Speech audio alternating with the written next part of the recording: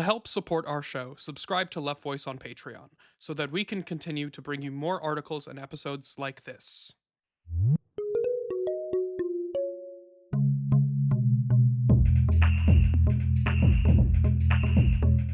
Hi everyone, welcome back to The Red Thread, a Left Voice podcast where we bring theory to life and talk about how to dismantle capitalism one conversation at a time.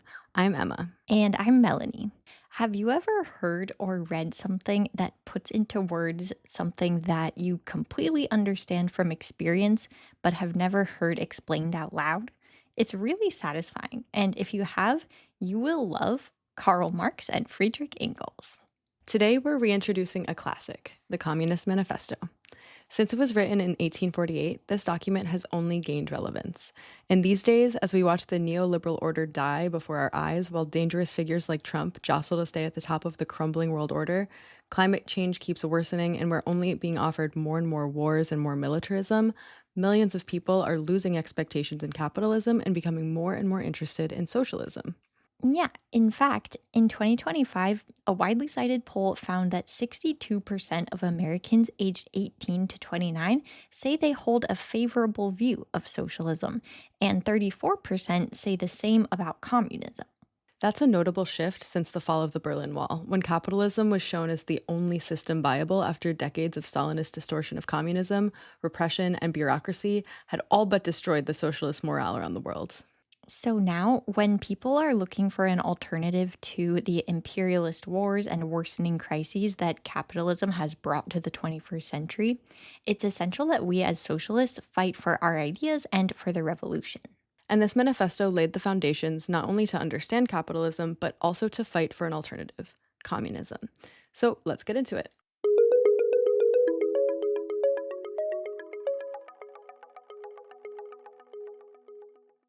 In 1848, the Communist League published a short pamphlet to introduce itself to the world, the Communist Manifesto. You'll recognize the names of its authors, Karl Marx and Friedrich Engels. And when they opened with the famous line, "A specter is haunting Europe, the specter of communism," they weren't kidding. Toward the end of 1847, Europe was in a dire economic crisis, bringing hardship and suffering from high food costs, crop failures, and unemployment for workers and peasants. The situation was untenable. It seemed as if everything was about to explode. So, right around the time that the manifesto came out, Paris was in revolt. Upheavals and revolutions against monarchies around Europe were spreading throughout 1848, and Marx and Engels participated, though the ideas of the manifesto did not take hold at the time. In that sense, the manifesto is a living document that came out of struggle, and that without treating it like a dogma, we can refer back to for inspiration and the basis for our revolutionary struggle today, as so many revolutionaries have since it was written 178 years ago. Want to know what they argued? All human history up to the present is a history of class struggle.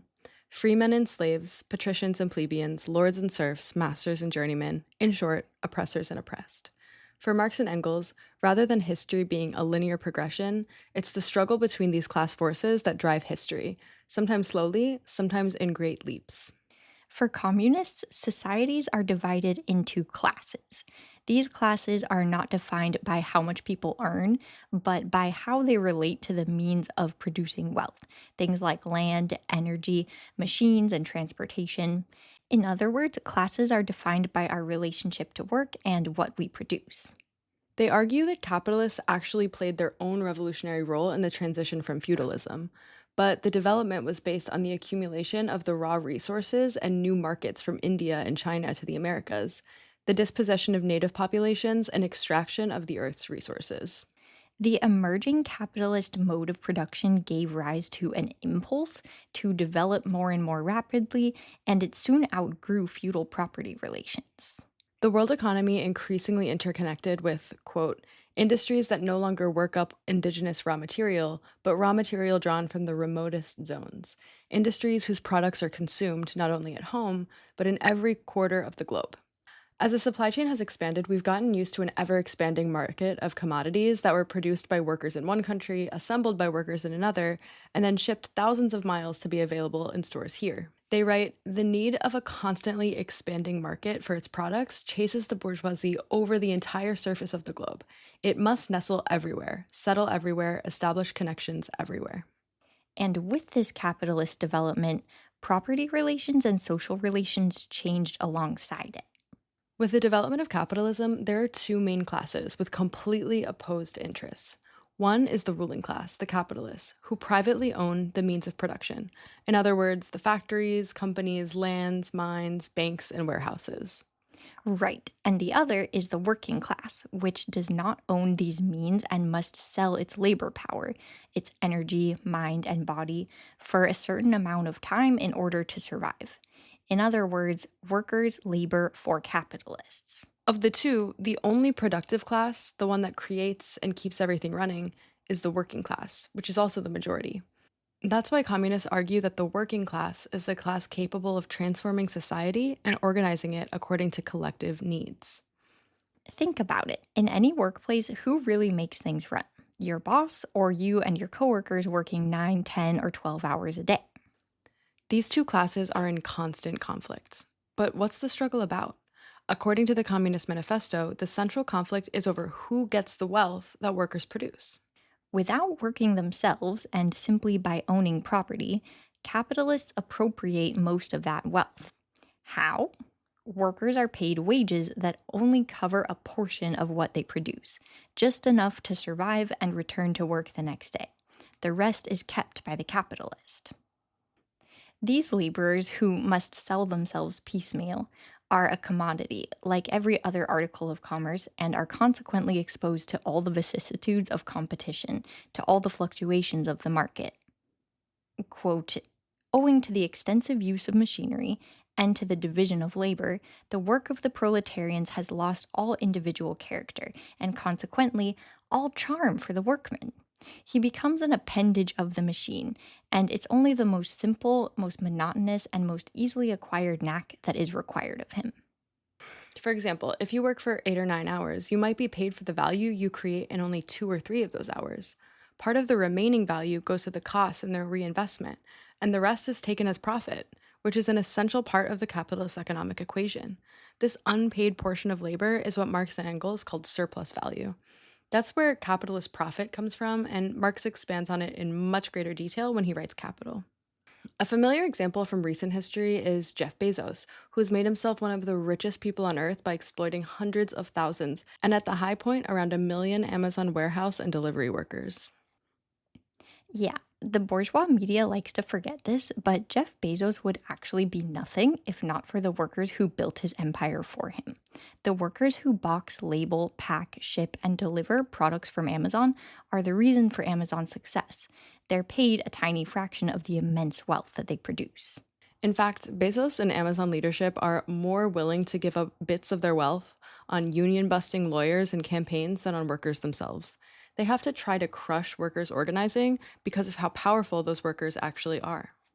Naturally, capitalists constantly seek to increase this surplus value, leading to ongoing conflict.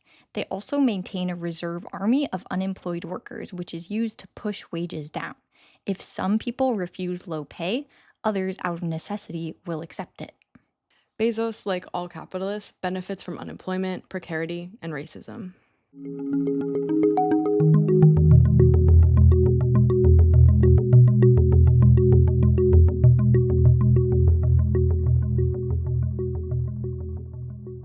You've probably heard the old communists want to take your toothbrush narrative.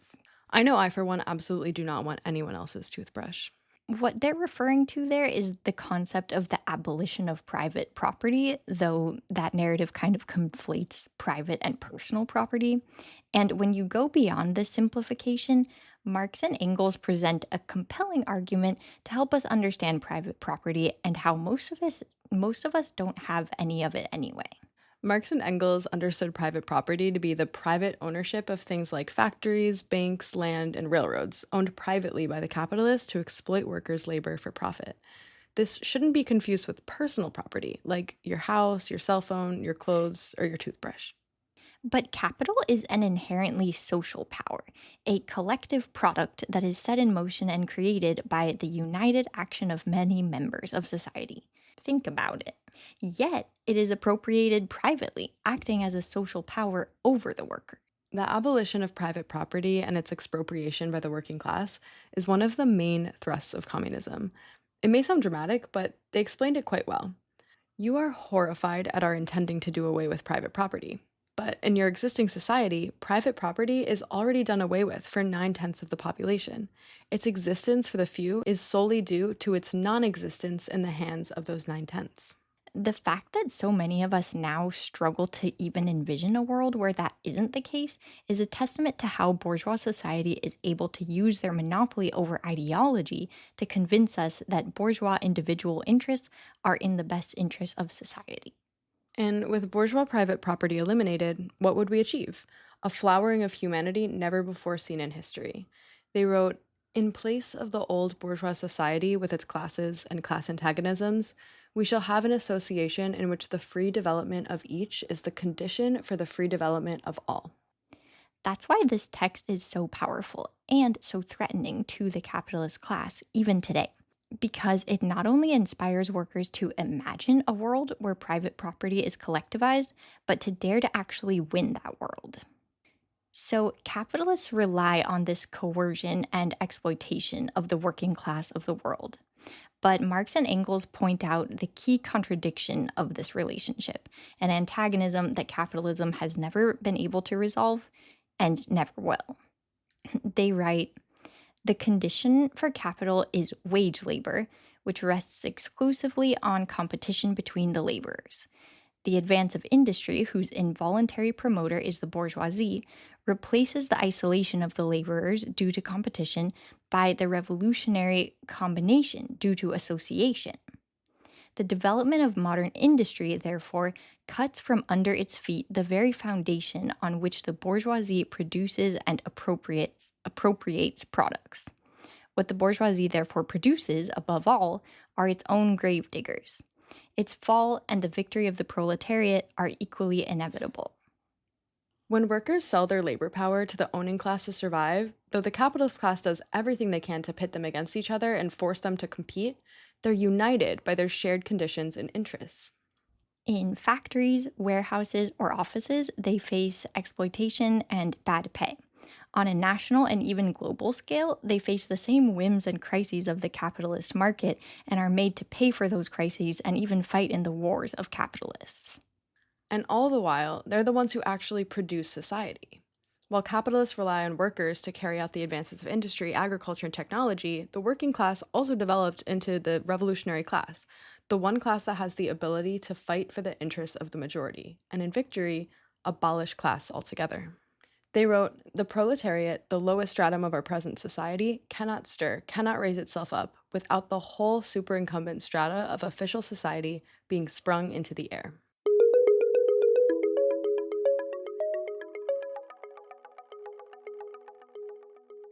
So far, we see that the working class produces, creates, and keeps everything moving, while capitalists simply own and live off of others' labor. But how does this minority maintain its power? Well, it uses a key tool for one thing: the state. The state acts as the guardian of this system and of capitalist private property. The idea that the state represents everyone is an illusion. It actually serves to defend the interests of the capitalist class. Laws, police, and courts are there to protect them. Yeah, and to maintain the system, the ruling class seeks social consent, but also relies on the police and military to enforce these unequal social relations. That's why for Marx, Engels, and for communists, if capitalists organize, workers must also organize independently in their own institutions without relying on those of the ruling class. So, what is the way forward? For Marx and Engels, workers must take power, not by simply taking over the existing state, but by creating a new one through revolutionary means, a genuinely democratic state where decisions are made by the working class. In this new system, production would not be organized for profit, but for the well-being of the majority. This would allow society to meet human needs: housing, scientific development, shorter working hours, a more harmonious relationship with nature, and a fair distribution of labor. Just as the capitalist state defends private property, this new state would aim to abolish it, and with it, class divisions themselves. When Marx and Engels wrote the manifesto, they didn't really have concrete examples about what a proletarian revolution and a worker state would look like. But a couple decades later, in 1871, the Paris Commune gave history a hint about how it could take shape. And then, after the turn of the century in the 1917 Russian Revolution, led by Lenin and Trotsky, the first workers' government in history gave life to the Soviets. Workers' and peasants' councils organized themselves democratically, overthrew the Tsar, expropriated the capitalists, and fought back against imperialism. But those two examples are for future episodes.